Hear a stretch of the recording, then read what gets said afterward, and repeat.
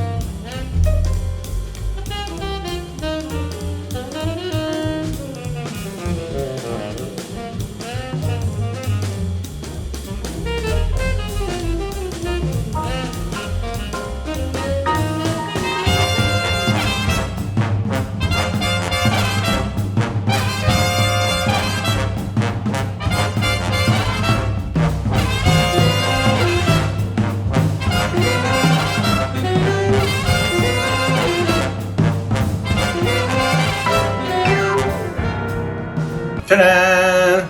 Nice and puffy. Look at that. Ta-da! Ta-da!